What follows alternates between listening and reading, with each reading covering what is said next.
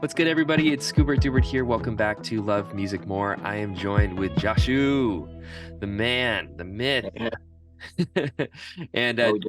Josh is going to talk to us all about his recent trip on the road with Peter Gabriel, playing things like Madison Square Garden, like living that dream, and then also as an artist and producer and engineer and all of the different things that you do on so many different levels as a musician. I'm so excited to talk to you about what is it like to be a modern musician, to be touring, to be doing your own project, to be songwriter, and then also like Apple commercial, and like there's so much that we can talk about. I'm so stoked. So welcome to the podcast. Let's have a chat, Josh. Yeah, thanks for having me, Scoob. Appreciate it. Yeah. So first of all, spelling your project name, Joshoo. How can Yep. people like find you, listen to some music if they want to just do that before the conversation? Yeah, sure. It's Joshoo on all the streaming services. To find me on Instagram, it's underscore Joshoo. TikTok, same thing. Love it. Yeah, Yeah, man. find me. Yeah, find him, and maybe listen a little bit, and then we'll jump in. So, first of all, I would love to talk about just kind of how you got started in music, because I always think it's interesting. Like, how'd you get the bug? When did it begin? And then like, when did you say, okay, I'm taking this seriously now? And was Yeah, it all sure. at the same time, or was it kind of like a tiered process? Let's see. I started music just in school, California public schools. I'm from the San Francisco Bay Area, Yeah. and I started playing the trumpet in fourth grade. We had elementary school band, which is huge, and we can, yeah, that's like it was always kind of in and out when I was a kid. Like, are we gonna keep elementary school band, or is it not Yeah. gonna So stick around? what does an elementary school band look like? Is that like, are we talking recorder, or are we talking next level stuff? So so we did like the one we did Yeah. like the 1 year of recorder, which I was Cool. terrible at, and so No way, really? That's interesting. I was horrible, and so I like then like fourth grade rolled Yeah. around, 9 years old, and it was time to choose an instrument. And I remembered my experience with the recorder and all the buttons, and I was like, I'm gonna be no good at the saxophone. I was like confident that it was just not gonna work. So I saw the brass instruments with the less buttons, and I knew my dad was a trombone player, Cool. and back in like high school and college, and uh but I don't know, something about the trumpet really called to me, Yeah. and I chose the trumpet, and it just so happened I didn't know this before choosing it, but my godfather, who I grew up very close with and who's very close with my family, he was he's like, oh, I'm a trumpet player. No way. Like I didn't know that growing up. He's like, Yeah. I'm a trumpet player, and he's like, I'll give you lessons. And Cool. he's kind of like he was a very successful professional musician, actually, in the 80s, and he was a composer and arranger for TV, and huge just hugely successful, very short career in LA, as a composer. And then uh, he hit his mid 30s, and he had some health issues, and he just retired, um, just then and there. And now he spends a lot of time mentoring kids. And so I was like kind of Cool. the first step into like, I'm gonna take on this mentorship thing and do it like really hard. So I my experience is I jumped in just kind of like, I like music, and then all of a sudden I had really intense mentorship, Nice. um and then the better I got, the more I enjoyed it. Hmm. And I was just kind of playing in like my school band and stuff, playing the trumpet, just trying to be like first chair and everything. And then I went to a jazz camp, and like the San Francisco Bay Area is a really amazing place for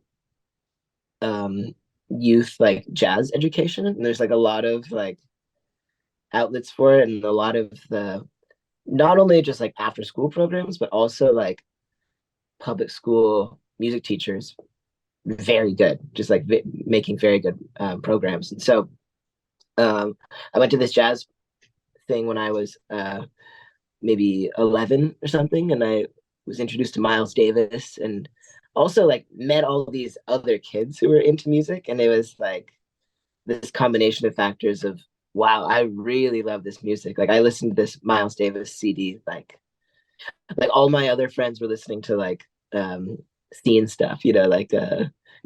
goth kind of stuff, and then I got like into like all this music from the 40s, 50s, and 60s, and that was like my rebellious music, Yeah.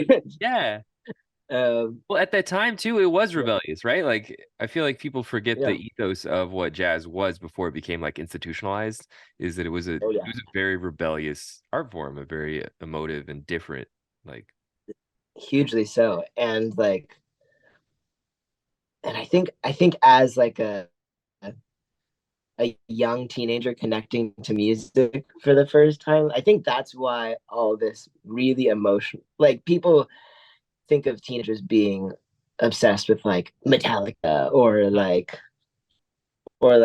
emo stuff or like it's just all really emotive yeah, music. yeah. And I just found that with jazz and combined that with like a really big community, like local community um kids who are like learning how to play these instruments and getting really good and then wanting to get together and jam. And then I started meeting kids from like all over the San Francisco Bay Area who were into this thing. So I was like I was, getting on the train and traveling to like different places, and I was going to San Francisco, I was going to Berkeley, I was going to Oakland, and I was like, oh my God, like this is like my thing. And I like um and so yeah, I'm just getting better and better and getting more and more obsessed. And it was Hmm. at that time that I was like, yeah, I'm gonna do this. Yes. I love this. I love this. This is my thing. I'm gonna go to college for this. Um, so I kind of like got set on this. I want to be a professional musician path, like by like 12, 13. Dang, super early. Yeah, really early. Um, and it was really just solidified by this mentorship that I had from my godfather, and then he being a former or yeah being a professional musician, he had all these connections with all like these Yeah. great um, amazing musicians. So then I got not only his mentorship, but he's connecting me with Hmm. uh other you know like longtime studio musicians in LA, or he connected me with um Clark Terry, who's like one of like the all-time jazz greats, who was like I was 15 and he was in his 90s, teaching me. And like, so I was just having all these very like profound experiences Yes. around music and community Yes. just from a very young age in a way that really just kept snowballing my love for it. So I love it. yeah, that's kind of my earliest experiences So with music. I've seen this going around social media, and I wanted Yeah, to ask you about it. Of people, it's like it's a joke, but people being yeah, like, I don't trust trumpets because there's not enough buttons for the amount of strings. yeah. I saw that. Yeah, Could you explain to people like I feel like everybody's heard trumpets, everybody like loves like it, like they get the sound of it. The timbre is yeah, so yeah, distinct, but like, how does it actually work for the layman? Like, how are you producing so many notes with only three buttons? Like you were saying, the difference between the saxophone, like you get it. yeah. You press a button and it makes a different note. But like, Yeah, how do you what's that quote was the saxophone has no secrets, right? Yeah, Like exactly. That's what it was. Saxophone has no secret. yeah. Yeah, so the trumpet at its very simplest is uh you're blowing into a tube, right? Okay. A metal tube. And like any kid, you've taken like a roll of toilet paper, or a Yeah. roll like a paper towel roll. Yeah. Yeah. And Yeah. you just make the sound like right? Yeah. And and the trumpet is kind of like that. Okay. Is kind of like that, but basically by blowing into a metal mouthpiece, which is then blowing into a metal pipe, Hmm. the air. that you're pushing through creates vibrations. Yeah. Okay. So that's its at its very basic. You're just Yes. blowing metal. You're just blowing into metal and creating vibrations. Yes. And then the rest, it gets very heady. So like the three buttons, Hmm. um, back in the day, like we've all seen like pictures of like bugles, like war Yeah. bugles, stuff like that, where it's just like one big long tube, right? Uh-huh. And you're just like, "Bah, bah, bah, bah," you know, Yeah. Renaissance vibes. Yeah. exactly. The And king so is that's, coming. yeah, exactly. And so, um, and it's kind of weird how there's like big jumps in between all those things on a bugle, right? Right. You're always the picture is like, "Bah, bah, bah, bah," and Yeah. that's basically how this thing called the overtone series works Yeah. on brass instruments, where it's like, um, you only have a very specific number of notes that kind of come out and just like pop out, and they're all kind of like uh, big spaces away from each other. And the way that a trumpet works is with those three buttons. It's kind of like you're taking 12 of those long Yeah. bugles Yeah. of different lengths Okay. and smushing them into one instrument. Cool. And the buttons allow you to switch between which of those long bugles that you're using I at love it. any point in That's really time, right? that's a cool way to put it. I love that. I love that. And and it's really funny because like whenever I always say like whenever you get two guitar players in the room talking about guitar, they just get really excited. They just kind of Uh, get like they just start nerding out and they start talking about gear and talking about sounds and pedals and blah blah blah blah blah. And then you get two trumpet players in a room, and within 20 minutes, it's an emotional conversation. It's a real heart to That's heart cool. Yeah. because it's so hard and it's Yeah. so heady. Like, how Yeah. do I get between, how do Yeah. I like, Uh-huh. and the way that you're moving between the ranges and the way that you're getting different notes out is like all these very precise uses of like airspeed and like Okay. um how am I using how much pressure is on the lips and the mouthpiece, like what Yeah. sort of uh quality of air am I using? Am I using my air from my lungs or pushing down deep from my diaphragm? It's all these very like uh physical but also kind Hmm. of heady concepts that you can't just like pluck a string on a guitar or hit the Yeah. note on a piano. It's less So like like externalized. Like yeah, piano is like the most clear example of like an external linear. It's yeah. it's there. Uh, Hmm. and then like eventually like piano gets more dynamics. Like early piano that like harpsichord or whatever is pretty much like the note you play is the note you play. It's Yeah. gonna be loud. There's not a lot of Mhm. variation there. And so it's kind of like choose your notes. Yes. But then versus like I guess really any wind instrument in general, I guess, but something that is now like I'm taking my vocal cords and I'm like moving them to my lips or to a reed. Like I feel like that feels more like a singer to me than some of those Yes. other instruments that are like You manipulated. just like singing, you have to have a really strong concept of the note that you want to come out before Cool. it comes Yeah. out. You Yeah. have to Yeah. you have to know, okay, this is the note that I'm going to want to come out. Yeah. This B flat, and then you do all the right things. You get the right fingering together. You hold the instrument how you want it to come out. How is the most proper way to do it, and then you do it. Like that note comes out. It's like a whole stepwise process that all Yeah. starts with this kind of like uh knowledge and belief of what you want the note to sound like before it even comes out. I like So you're that. kind of Yeah. you're a sculptor, you know? Yeah. Right. Yeah. There's a different level of like intentionality and like on guitar, a lot of times I will think in terms of like shapes or Hmm. like, like sometimes like I will be a lot of times obviously I think about the notes, but sometimes I'll be thinking about like superimposing interesting triad on another interesting triad or whatever, and it's a little bit more like I'm just going to move the shape up and down and around to Yeah, create interest, but it's a little bit, it doesn't really require intentionality. It's the same ish tension between different parts of the neck, so I just yeah, keep hitting it and yeah, move exactly. on. Yeah. Hmm. Hmm. Uh-huh. Yeah, playing the trumpet is it's a very physical experience. Like Yeah. Yeah. you're blowing the air and you're feeling all this air moving through your chest and then even like up through your head. And Cool. um Do you have the concept like of mix in the same way that you do with vocals? Like for example, for you have chest voice, you have head voice, and you kind of have the transition from one to the next. Is there like a yeah, similar kind of like blend thing within there trumpet? is. There Cool. is, yeah. And but I kind of think about it like in it's the same idea, but I just think about it in partials where like Okay.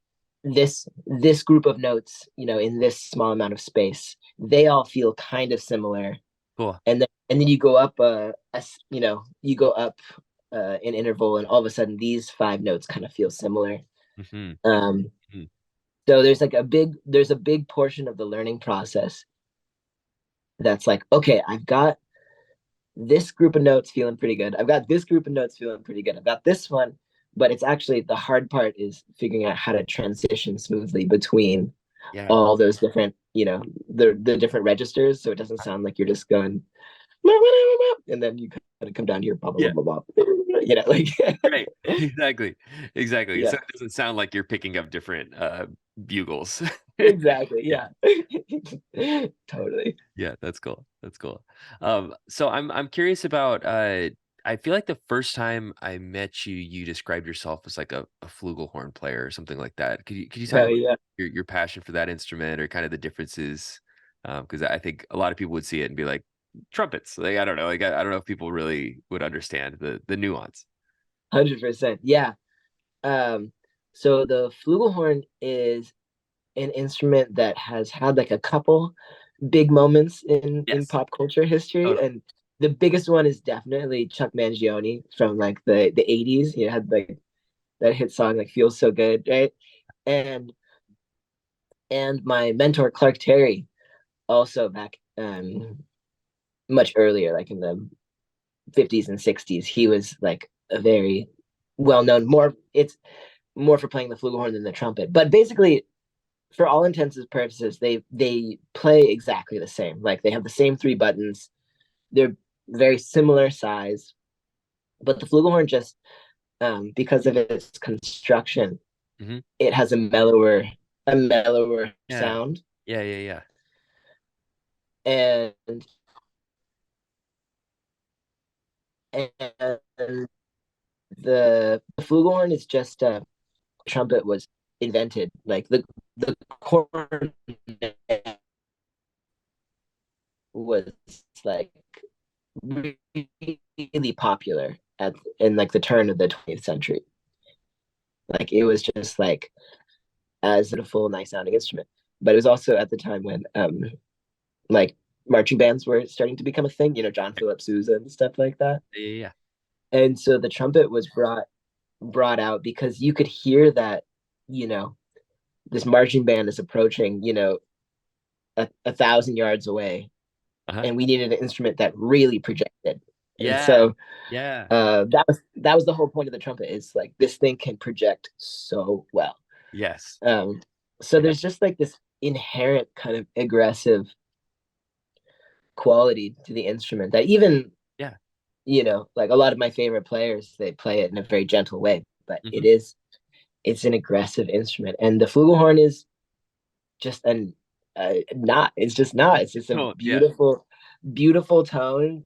And it feel like I keep talking about how the trumpet feels to play, and it's like it's just I think that more that, of that a makes sense, especially because like I'm trying to get this across to people that have never played it or maybe don't even play music, and so talking about the feeling I think is easier for people to grasp necessarily than the technicality. So I appreciate it. yeah, yeah, yeah. It's a the the experience of playing it Yeah. is less aggressive along with the tone, you know. Okay. I think Yeah. I think you kind of like you like match the I think there's a thing of like if somebody hands you okay, I was in a studio one time Yeah. Yeah. Yeah. before I played guitar at all, Yeah. and there was a Marshall Stack Yes. amp, you Right. know, Right. like a big rock and roll amp from like the 60s, and somebody just hands me a guitar plugged into distortion and a Marshall Stack, Yeah. and I just played one note on an open string and the whole room shook, right? Yes. And like the physical feeling of that is such like like Yeah. oh my god, like Right. it's a rush, it's Yeah. like a head It is. rush, right? Very much is. And but to play an instrument like a flute or a flugelhorn or just something that's giving such a mellow Yeah. energy, I think you feel that in your body and you reflect it in your own energy, right? I agree. I agree. Yeah. Yeah. I totally agree. I think that's a really cool comparison because I feel that a lot on guitars, and it was really hard for me for a while to get used to line in guitars Hmm. because I Yeah. didn't have the same like feedback, emotional feedback response as Yeah. connecting with an amplifier. I'm over that now. That took me a while, but like, Yeah. but in part because yeah, you plug into like I've had the pleasure of playing some like decently sized arena kind of situations Yeah. with a big stack amp, and it's like I'm not allowed to play certain chords anymore. It's Yeah. not in the bag. It can't. It will sound like crap, and I don't even want to because it's just Hmm. that's not the thing. So there's like a different. It's like the G chord, like taking away the third that's on the B string and instead putting down Hmm. the D to add in another perfect fifth. Yeah. It's like that's the right move now. It's like I don't Yeah. want this jangling third up here. I want a fifth up at the top. And I might not Pow. even play the third. It's like Yeah. like my G chord that like I might even just mute that string and now it is literally an open power chord. It's like Yeah. Hmm.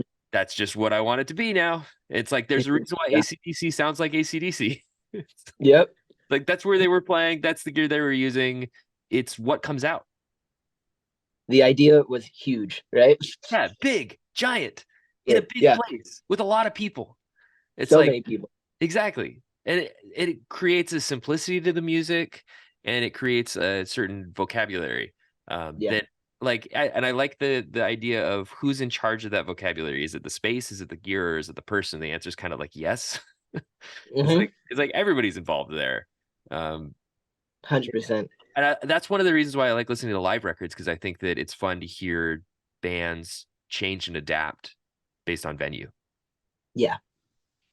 Yeah. I think a lot of musicians don't have a respect for how contextual music is, Cool. or like Yeah. especially a lot of musicians that maybe like come from where I came from, like a very academic Mm, environment, and then go out into the real world and play music, and it's like, oh, this is music is a completely contextual beast. Like I'm at this brewery, yeah. right? Right. No one wants to hear my Himalayan gong music. That's just like, Uh-huh.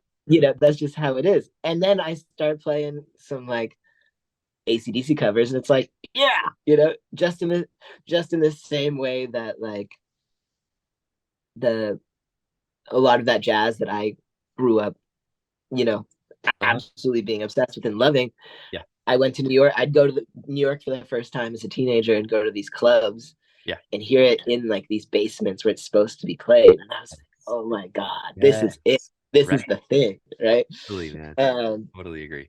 yeah, music is totally a product of the space and the gear and the Yeah. people around, right? Yeah. Uh-huh. That's why I like the concept bedroom pop. Hmm. It's like a nice like it is an appropriate evocative term for what the music sounds like in the way that it's recorded. Like Hmm. to see the size and the scope and the dryness, all of these like little things that are just Yeah. it's a nice term for a genre. You said intimacy was the word you used, right? Yeah, yeah. Yeah, I agree. Yeah. Yeah. Where it's like you can use reverb and there can be lush kind of dreamscape kind of things, but Hmm. fundamentally, I think it's like small room sounds, dry sounds with Yeah, flourishes and splashes of like the feeling of being like laying in your bed daydreaming or something, you know? 100%. Yeah. And I'm curious, how'd you go from jazz into the genre that you make as your own name? Like how did that transition happen? So, great question. So I was like I was saying, when I was a teenager, I was obsessive jazz musician. Yeah. And then I'm starting to like come to my last couple years of high school. And I would say that love of jazz just got me more primed for being presented. I'm saying like air quotes, like interesting music, like music that Yeah. uh, challenged my challenged my preconceived notions of what music is. Yeah. So my last couple of years in high school, it went from obsessed with jazz to like all of a sudden people were like, "Oh, this kid loves music. Let's just give him Cool. whatever we think is the coolest, most interesting music." Right. So all of a sudden, I'm listening to James Blake, who had just started popping off at that point. I'm listening to D'Angelo, like Voodoo, his Yeah. super famous record. I'm listening to um, kind of the underground beat scene was just starting to happen. So all of a sudden, I'm listening to D'Angelo and a lot of his. I mean, sorry, Flying Lotus and Yeah. Thundercat and like Yeah. all Uh, like this Southern California mhm. kind of like underground hip hop shit, and then uh, yeah, all this like and then stuff from the past as well, like Earth, Wind and Fire, Uh-huh. Uh-huh. Power, all these like, I'm a trumpet player, so all these Right. horn bands from like Yeah. the Right. 70s and 80s, and like that was the stuff that my parents, Yes, exactly. grew up on, and I was a musician, right? So they introduced me to that, and I actually started studying with the original trumpet player in Tower of No way. Power No as a way. teenager, and then he rejoined the band, and then I started playing with them in Cool. high school. Amazing. So by the time I was uh, finishing high school, I had gone from like I want to be the next big. I want to be a jazz musician in New York playing these clubs, right? Yeah. And Yeah. then I was all of a sudden I was finding like, okay, there's a lot. I'm inspired by Uh-huh. a lot more stuff than just this, and so I was starting to see people that had careers like this. My idol is this guy named Roy Hargrove, which a lot of musicians, Yeah. Absolutely. love and respect. And he passed away pretty young, He did. maybe 5 years ago. But he's just this iconic guy who had he was, as a trumpet player, and he was Ranger. um, yeah, an arranger, and he was making this huge impact in big records like the Yeah. D'Angelo records, but Exactly. also with John Mayer, or later in his life with the 1975 Yeah. and Erica Badu. Just Yeah. all these like Yeah. genre had no limit. And then Yes. also he'd go off and play like a jazz tour, Yes. with a acoustic quartet, in Europe. And I was like, wow, what a cool career. Yeah. That's Totally, man. so cool. Absolutely. I Yeah. was what an inspiring vision, Right. Right. and so then I went off to college, Hmm. and then I started playing in this kind of like rock jam band in college, Yeah. and we started even in college we started touring just locally, and then a little less locally. In the end of college, we started we got an agent, and we were touring full time. Um, so that was my first experience in professional touring, Yeah. and um, and I was getting more involved in and I had always been like a writer, and I was writing.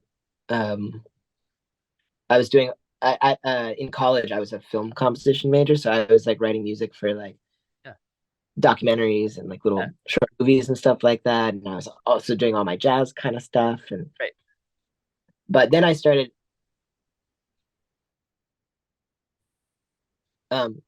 being really heavy in this rock band, and then also all the records that I started listening to, it stopped being so much instrumental music, and then all of a sudden I was listening to I discovered like indie music late. Yeah. I was like Yeah. probably Yeah. like For sure. 20, 22, and then I was obsessed with all this indie stuff. And then I was like, okay. And then I started listening to like indie electronic kind of stuff. And it was like I think the main thing is I was always keeping my ears open. Just like I'm Yeah. just out here looking for something that I think is inspiring and interesting, and then It's your brain up. right in that way. So um from from all that, then I went out to LA a couple times, and I'd started making music on my computer, just like either for like this film kind of stuff, or just like messing around like with sounds, and Yeah. like, whoa, Yeah. For can't sure. believe I can do this with a Yeah. like Totally. a MIDI keyboard. Yep. And then I did a couple of writing sessions with some friends Mhm. in LA who are like pop producers, and I was seeing them work, and I was just like blown away Yeah. with that lifestyle, with that workflow, and that sort of targeted creativity. Yeah. Yeah. Right. Right? Right. Like we're gonna write a song now, and it's gonna be in this vibe, Yeah. and let's come up with the instrumentation together. Yeah. Let's What are we writing about? Who is this character? Yep. And it was just all the parts of it were so exciting for Yes. me, Yes. and so clear in a way that I think uh a lot of the composition that I've been doing Mhm. was just like Yeah. pouring out pouring out from the heart, just like Mhm. very much like paintbrush just going crazy on a canvas. Right. And this was like, wow, this is so direct. This is so Yeah. like Yeah. in a way that I think, um I don't know, maybe you can comment on this, but I think a lot of folks see people who they, maybe are creative, or like have, whether they're musicians or painters or in whatever way, and there's just this idea that they have their creativity, and then all of a sudden they're making a thing, and it just like makes sense, right? Yeah. But I think there's this huge portion of time and your energy as a creative where you're excited about making, but you don't really know what you want to make, Totally. right? So there's this experimental phase where you're doing all this different stuff, and you're like, well, I tried drawing, but maybe now I'll try Uh-huh. sculpture and see whatever of Yeah. these things fits, right? And I basically found the combination of production and songwriting, and I was just like, Yes. this Yeah. this hits. I Yep. want to do this. So that was about 5 years ago, and since then it's been like, just like, whoa, okay, now let's think about genre. Like, what Yeah. genre? And I've Yeah. kind of dabbled in a bunch of different genres. Uh, I wasn't really singing before that, but it was like, well, Yeah. You I got it. I want to make music that's song based. Then it's Yeah. like, okay, Right. let's learn how, not only let's learn how to write songs, but like let's learn how to sing. Like Yep. I don't even know how to Totally. do Totally. that. Yeah, yeah. So yeah, still on the journey, learning new things every day. No, yeah, the concept of like, yeah, exploration, and I still have those sessions where it's like, what kind of sounds can I make, like using samplers, like just it's a nonsense. It's like not I'm not Mm-hmm. song here. I'm just like trying to make a new weird sound that I've never heard before, and then now it's kind of like in the bag, or I forget about it, or whatever. It doesn't really matter. It's like just the exploration kind of session. Those like Mm-hmm. I think that they're really valuable. And then on the exact opposite, I think it's super valuable to be able to challenge yourself and then meet the challenge. Like, I want to write a song that's at 122 beats per minute that feels like strutting down a boardwalk at like 70 degrees, and like you forgot your sunscreen. Like, like just be like, I want to hit that emotion. I want to make something that puts it there, and I also want it to like be good and fit my sensibility. And to be able to Yeah, like do all of that, even if it like kind of misses the mark somewhat, that is the exact opposite of just like a pure exploration thing. But they both have so much value, and I think that the end listener really appreciates it when it's like, oh man, that song put me right there, and it's like, yeah, yeah. intentionally, that's what I was going for. Hmm. Glad it worked. Exactly. Exactly. Yeah, And I think like having some of both in you is so key. it's so And key. One feeds the other, man. Like, yeah, mhm. And I think about it a lot with collaborators of mine or just peers, yeah, friends who do a similar thing. There's this book that was really popular in the 70s called Zen and the Art of Motorcycle Maintenance. cool. And it's kind of like this pop philosophy book. Yeah, And one of the main themes that this guy is exploring in the book is the he's trying to define quality. okay, okay, And he goes kind of nuts trying to define it. And but one of the methods that he uses to define it is he thinks about this scale. And I think about this scale all the time. cool. And on one side of the scale are these two on each side of the scale there's an archetype, right? And on one side of the scale there's the engineer. And the engineer loves a thing, or he believes in the quality of the thing because he thinks it's a beautiful construction. Like he sees all the individual bits, Yeah, and he can see how carefully and intentionally they were put together, and how when they're put together they create a bigger, uh, more beautiful thing than they were before, right? And then on the other side of the scale is the artist, mhm, and the artist loves something because of the novelty of the thing. Wow, I've never seen something like this. I've never seen something that makes me feel the way this does. I think this is new. I think this is fresh. I think this is taking on a new uh, look at maybe a tired thing, right?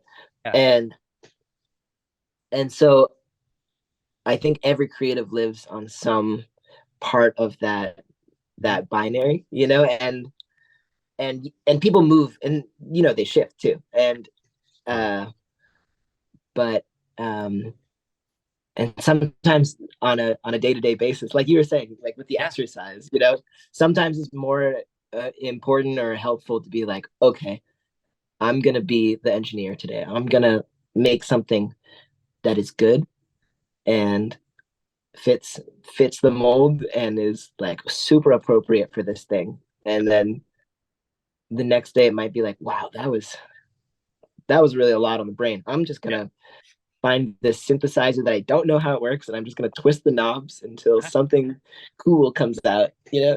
exactly. Yeah, Exactly. No, and there's the different goals of like, I'm trying to finish something, yeah, is I'm trying to like find something, mm-hmm. and both of them can have their own sort of like flow state, but they're both Yeah, very, very different. Like the engineer's flow state is you see 12 steps ahead and you go, yeah, okay, I'm gonna EQ this thing. It's gonna run into this parallel compressor, which is gonna hit this bus, which will hit the master bus in this way. And then if I turn up this percussion, now all of these things are gonna glue, and I'm gonna, do track spacer, soothe, or something like that to pull out some of these resonances, and now it's all gonna work. And then it's like, hey, yeah, sorry, I can't talk to you for like 25 minutes. I'm gonna do this thing that just all revealed itself to me. But that's very yeah, much right, like engineer flow state. And then you have like the creative flow state that's like,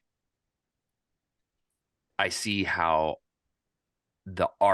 the emotional arc can now like play out, or like I can see the instrumentation and the way that it all starts talking to each other and like grows yeah, together. And it's mm-hmm. not necessarily like I see all the notes or I see all the rhythms or I see the grid or whatever. It's not even like quite that. It's like more of a trance almost of just like a blah, blah, blah, blah. Mhm. Okay, that's the tune now. Now let's like shape it and mix it or whatever. But I think it's interesting. They both have their own set of flow, but they're very like contrasting different sorts of trance, like Yes. whatever. Mhm.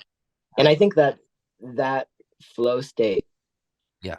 is uh, one of the most attractive Dude, parts of which because it's so hard to of get it. It's so hard to get musician, it. Like you we know? don't have like flow state rituals and stuff like that. Like I feel like human beings used to have that, like the shamanic, Mhm. like part of your day to day or month to month is like you'd have like ritual, like a thing that you do as a community and you'd bind each other together. You'd go through this Mhm. thing, take you from one state to the next. Like we're very regimented and logical and do your 9 to 5, you do your thing, you commute, you go. And then music Mhm. is like one of those only places that it's like perfectly acceptable to lock yourself in a room and just like explore colors and and Yeah, yeah. excite yourself for 12 hours. And it's just you come out and you're like, I haven't eaten all day, but it's like you did it. You did the thing. 100%. Yeah, exactly. What'd you do today? I smoked a lot of weed and I made some really good explorations. You know, like, okay, cool. Good for Exactly. you, man. You know, how old are you? Yeah, you know, like, Yeah, I know, right? It's like, honestly, it's like the same thing as like I used to get that rush of like playing with my dinosaurs or whatever as a kid, or like yeah, like coming up with stories and things like that. It's like you can scratch that same itch through music, and it's at yeah, least somewhat more socially acceptable because people get to experience those results with you. And maybe that's part of the charm of music is like people might lose some of that sense of like play and flow state and oh trance, yeah. and then music can kind of like give it back a little bit. I think the phrase childlike curiosity is Yeah. over over said, but it is extremely real. And I think that is like you said, just the biggest benefit of Uh, music and art is like this ability to bring that childlike yeah. uh, uh, attention to your life, not just hopefully not just in the moment where you're experiencing the thing, but Cool. it Yeah. carries on through, right? Yeah. Right. It gets baked in. Yeah. Um, and I want to talk to you too about the tour that you just got off of because Yeah. scope, and then also because I feel like that dovetails really well in terms of like community experience and flow state, like live music and Hmm. uniting people and seeing what that does to people. Have you ever been on a tour of that size before? I certainly have not. No, no, I have not. It was the first time, and it was really my first time. I felt like I skipped a level, really, Oh, like where all my touring in the past has been van tours and sprinter tours, yeah. like you're in the back of a Mercedes Sprinter, right? Um, and the next logical level up is tour bus, right? That's where your classic rock band or pop stars on I've done tour. I have done that, like playing Yeah, guitar. But I've never, yeah. yeah, it's next. And I've never done that, but then doing this was like you're flying everywhere. You have a fancy hotel every night. You know, you're staying at the nicest hotel in town. Yeah, yeah. You're like, there's only 3 shows a week, so you're like Yes. really, really relaxed, Yep. and everything is taken care of you. You know, for you, it's just very, very. Yeah. Uh, the accommodations and lifestyle is very cushy, Yeah. and then additionally, like the size of the production is just Yeah. like of a scale that I've never been a part of. You know? Where I think like it was a 9 piece band Okay.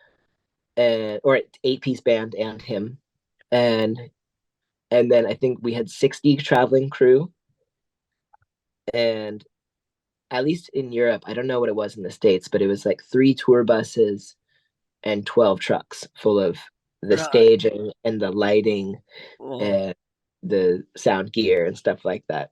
my God.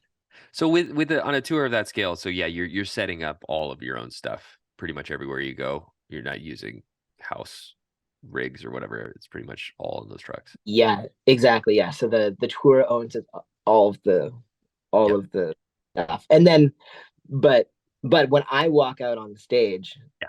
all of my instruments are already set up for me. Like there were there were five just in the crew. There were five instrument techs. Cool. You know, there were Yeah.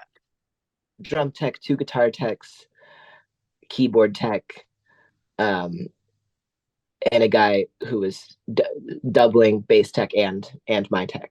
So it's like it's really like, and okay, here's another example. It's like before the tour started, I got recruited to play some like secondary keyboard parts, Yeah. and I was sent over.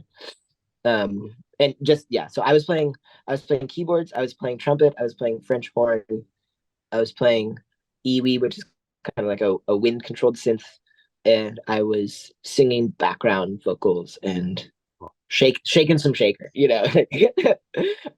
I had a lot on my plate, right? So I was before the tour, I was getting really like organized in my brain of like, okay, I need to, and we were given too much. We were given a lot of material. We were given like somewhere between 35 and 50 songs. Oh my God. And we ended up playing 23 or 25, for the tour. But it was like, oh my God, I have a lot to learn. Yes. And I was also like I'm the first like horn player he's ever had in his band. So it was like, okay, I have a lot to learn. There's also not really defined Yeah. stuff for me to Yeah. do. So there's a lot of me coming in being like, this is what I think I should do. Crazy. And Right. it's like it's not just any old song. It's like this Peter Gabriel. It's like you're like, Yeah, you're like, yeah, let me just like add in some arrangement. exactly. Yeah. Exactly. And um, I was talking to the musical director before the tour, and his advice was just come in strong with your idea. And Yeah. if it's too much, we'll reel it back. Cool. Yeah. Love it. And I was like, that's perfect advice. That's perfect. I can come in really strong. And Yeah. and I did. And a really amazing thing about Peter is the crazier I got, the more excited he was, basically. Um and uh and it was a big tour for him because he's had the same band and the same kind of configuration of band for decades, long time. Yes. So this tour, adding there were a couple amazing string players. Um, there was just more people around doing Yeah. additional, Right. adding more colors. Yeah.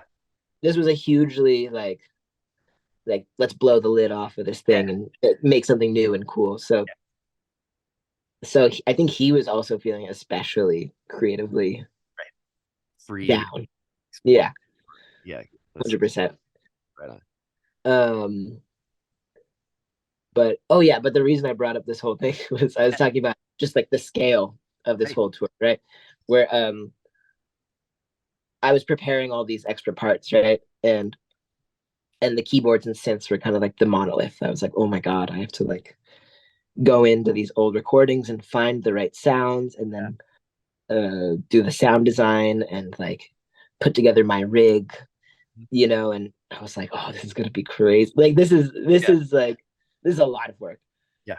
And I heard, like maybe a month before the tour, one of the techs reached out to me and he's like, oh, by the way, we're doing all of that for you. It's like it's all gonna be ready. You just show up at rehearsal Yes.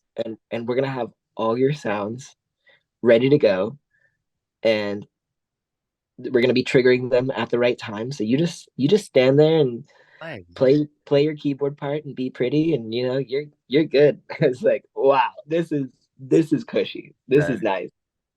Um, but yeah, yeah. what a great way to like free you up. It's like because that's always the thing that messes me up, man, is Mhm. like playing live. It's always having to put on like the random hats. Because whatever Mhm. it is, without fail, when I'm playing like a club date or whatever, usually, as this project, there will be something that will go wrong right before the downbeat. Yeah. So, like Mhm. something, the monitor doesn't work anymore, or like the amp won't turn on, like something just like Yeah. completely take you out of it. You have to like go full on troubleshoot this thing, and it's like now you're on. Yeah, yeah. Now go be Scoobert. Yeah, exactly. Yeah. And like you're Ah, dancing on pedals and like yeah, triggering things, and you're like, I am not thinking about playing music. I am like, it's the engineer. I'm like playing the engineer rather than the artist. And by allowing you to go further on that spectrum, I think that everybody wins. I think that's really cool. 100%. Yeah, everybody gets the more distilled version of the thing, right? Yeah, right. And and on that note, I think the emphasis on the performance, Yeah. Yeah. like it's really, I really saw it as my responsibility, and I was getting some cues from that from some of my bandmates as well. It's like, okay, like I have no other responsibilities other than be Yeah. like the best performer that I can be. Yes. So there was a lot of discussion of like the theater of the show. You know, like Yeah. Yeah. Yeah. what is the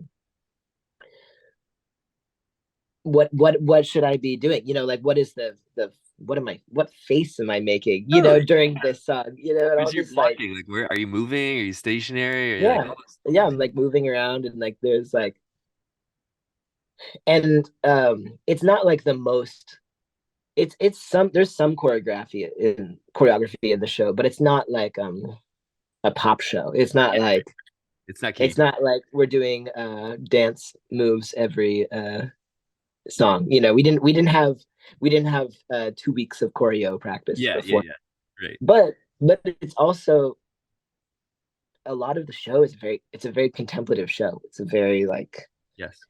like he has his big songs that where everybody gets up and dances, but there's probably 2/3 of this show where people are mostly seated and he's singing these really heartfelt ballads and some of these some you know and some of the places some of the lighting and the video is like yeah, you're not in a party atmosphere, so it's like what is my role as someone on stage Cool. assisting Right. this That vibe. thing, right? Yeah. Yeah, Get you. Yes. Um, what was it like playing a historic venue like Madison Square Garden? it was really that was like a dream. That was a dream of mine. And uh it's funny Uh, in New York specifically because here's a very like industry thing that cool. came up is in a lot of the bigger cities in the country, there are really strong unions Yes. at present at the venues. So like New York, Chicago, um, those are the ones that are coming up in my brain the most. But the people working at the venue, so like the riggers and just like the house Like people moving amp boxes and stuff like that, uh, really strong unions. So there's a lot of rules about what you can do and what you can't do. um, there's a lot of very strict timing things about their shifts, okay. about like when to set up, when we can't set up, this is our lunch break, this is our dinner break. Yeah. um, and so like part of the experience as a performer like at Madison Square Garden is like I had told David, the guitar player in the band, like, David, it's a dream of mine to play just like just one E chord at Madison Yeah. Square Garden on guitar, Uh-huh. just like just hit Yeah. that. Yeah. And he's like, okay, that's fine. Like I'll yeah, here Yeah. yeah. And so, but the time came around, end of sound check, Yeah. and I came up to him, and we're literally getting pushed off the stage by our by our by our crew saying like if we're on the stage for one more minute we're gonna get fined, Oh my or God. Yes. we're gonna get in real big trouble. Yeah. So it's like Like my E chord. no. Yeah. So um um So that's just one of like the funny things about like Mhm. actually being being at those places. And Yeah. but it's epic. It's epic. It's like you're in soundcheck or on the stage and you're looking up, like in Chicago we played where the Bulls play, and like you look up and you say like the Michael Jordan uh Retired jersey number. hanging. Yeah. Yeah. Yeah, exactly. And then like Wow. and just like little things like that. Madison Square Garden, I had this memory of the only time I've ever been there was to see Radiohead, and I had taken a bus down from Boston um, to see them by myself, and I was looking at the seat where I had seen that show, years ago, and then I was like, I'm on stage, and yeah, so just cool, surreal stuff like that. Um, yeah, it was great. That's really cool, man. I And I highly suggest playing okay, Madison Square yeah, Garden to I'll write that anybody. down. I'll write that down. Yeah, yeah. But I just appreciate like the honest sense of like joy and wonder. Because I feel like in some parts it necessitates you becoming so professional that when you get there you don't care anymore or something like that. Yeah. It's like Hmm. I've had to earn it and like grind and all this kind of stuff. But that I feel like that's such a letdown to your inner child, your inner self of just like soak it in. Like you're there, you made it. It's like you're Yeah. on that stage now. Um, that even if some people might be like, oh, whatever, like I'm trying to play it cool. It's like there's no playing it cool at that stage. Like be giddy about it because Yeah. that's like something that such a small percentage of musical population will achieve and get to do. And like soaking that in and celebrating that, I think is a beautiful thing. I'm 100% in agreement with you. And that's actually something that I really appreciated about Uh-huh. the experience in general is that Peter and his band, who are like his OG band, like Yeah. they're as instrumentalists, Yeah. they're legends themselves. Like Tony Levin, the bass player, like member of like King Crimson, recorded with John Lennon and like Paul Paul McCartney, Paul Simon, like Manu Katché, like celebrity drummer, 5 albums with Sting, like Joni Mitchell, like all these Yeah. like insane credits, and they're older guys too, they're in like their 60s and 70s, Right. and they're their vibes are all just so youthful, and Cool. they're so excited to Yes. play music. And Yes. I watch them interact with each other, and it's like, oh my god, it's exactly the same as me and my musician friends. Cool. Like to a T, they're Yeah. just 40 years older than us or 30 Yeah. years older than us. Right. It's exactly the same. That's a beautiful thing. And that was honestly my favorite. That right there was my favorite thing about the entire tour. Is Yeah. like this is just because I just turned 30, Mhm. big existential crisis moment of Of being a musician. everything we've Being been told, which was like I think it was way more true in the 90s and like early aughts of Yeah, you're 30 and that's the cap of what a major label will sign you at or whatever. yeah. You're toast as a Yeah. musician Yeah. once you've left your 20s. And Nothing more to say. yeah, and just like looking at these guys who are crushing it, Yes. later in life, and also not super jaded. I think it's so common to That's to super. whenever you meet an older musician, they're just like, Yeah. like life's been tough, it's like, Totally. Totally. and just to see some examples of not that, Yes. hugely inspiring. Yes. That is. That's really Yep. beautiful. So I got two more questions for you if you got time for it. Yeah. All right. First one is the Apple commercial. So Yeah. that's super dope. Would just love to get the audience hip to that song, and so they can also check out your music. Thank How you. did that come about? Tell me a little bit about that tune. I read the story, but maybe not everybody else did about. Yeah. that song and where it ended up. So I put out my first EP in 2022 last year, and in 2021 when I was putting out some of my first music, I was fortunate enough that Spotify picked it up and started putting it on some editorial playlists, um, which I think is how we met, right? We were Similar both on similar modern playlist. psychedelia or something like that. I think we were sharing a playlist, something like that. Yeah, right. And I from that I started to have companies reaching out to me wanting to do partnerships with me, and one of them or a couple of these companies were sync companies. So for people unfamiliar, a sync company is kind of like the middleman between artists and corporations who are looking to put music to their advertisements. So companies will come to these uh, sync companies and say, "We're looking for this vibe," Yes. and then the sync people say, "Oh, we have a library full of music from artists that we've partnered with. We'll see if we can find anything from that vibe." And one of these companies that I work with, and um, they they just hit me up a couple weeks before the Yeah. Apple thing happened, and they said like, Yeah. "Hey, we think we got a bite.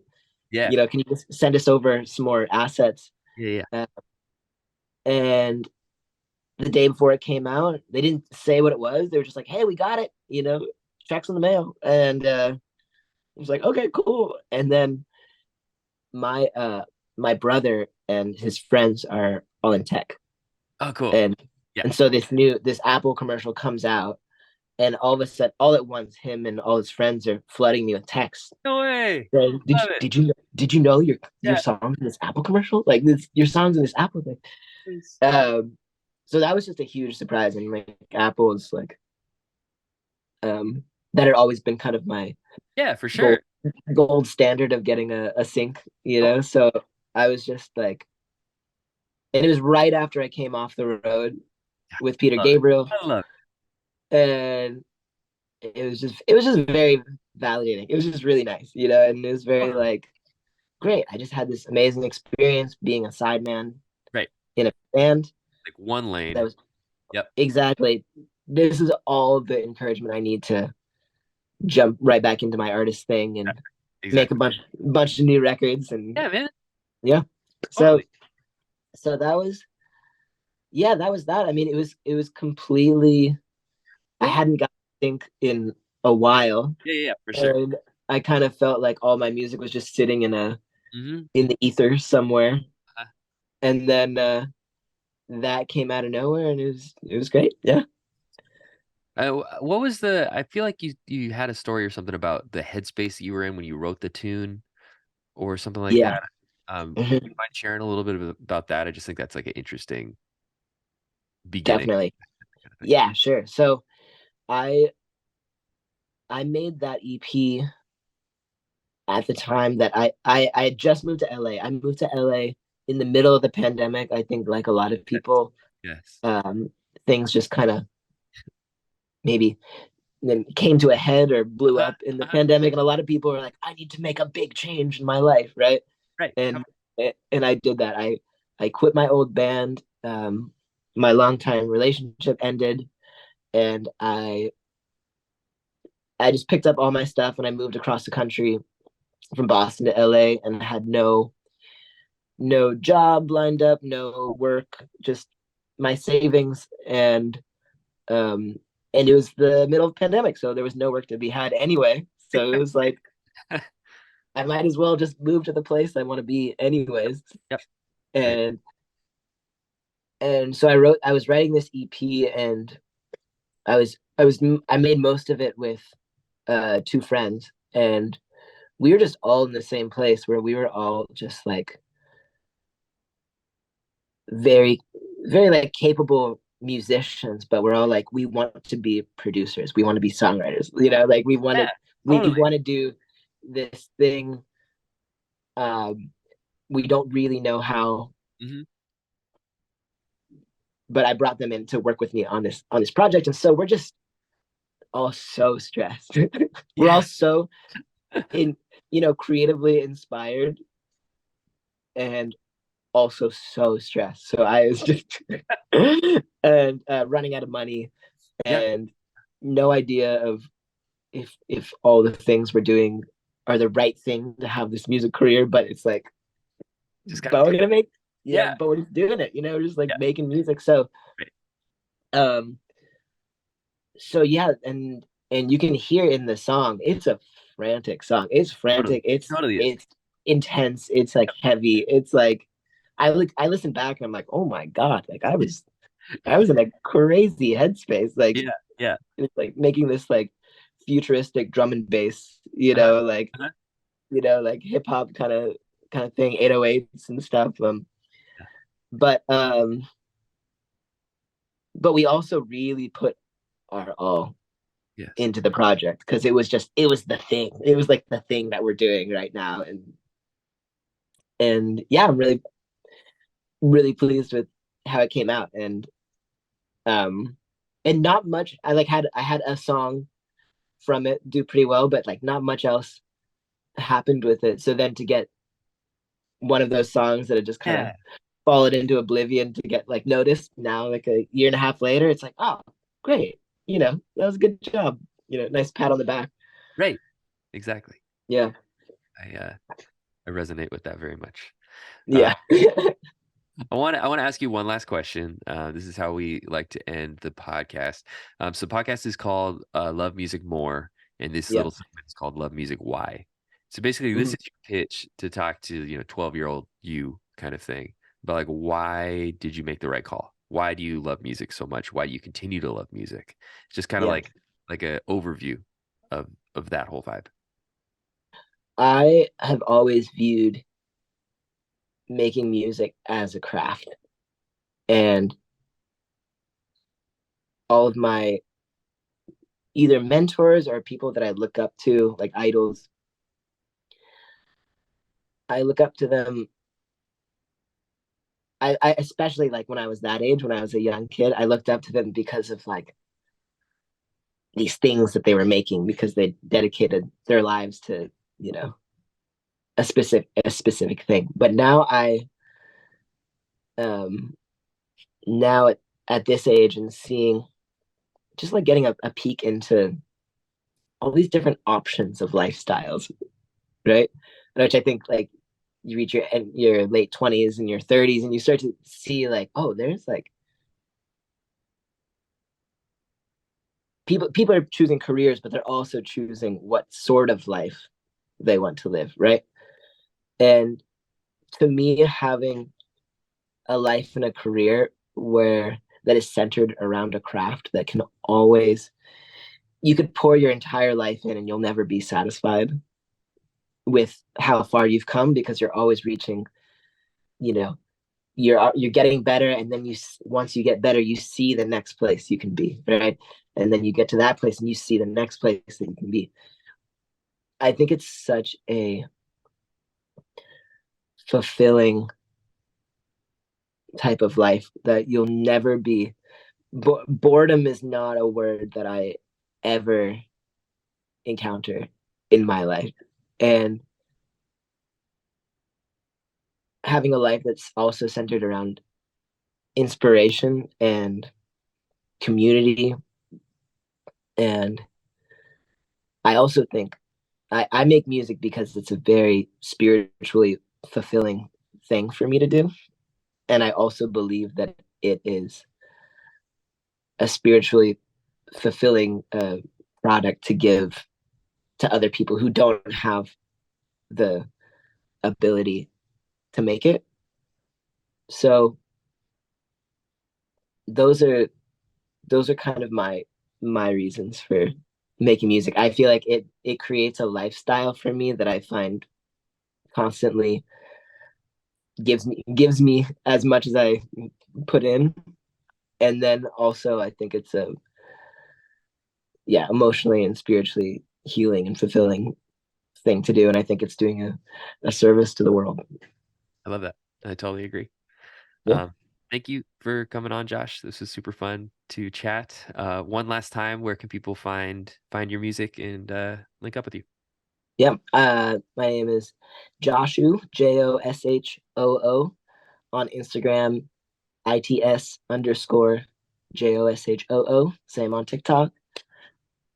Find me, hit me up, check out the tunes. Yeah. But That's thanks a lot, Scoob. I appreciate it.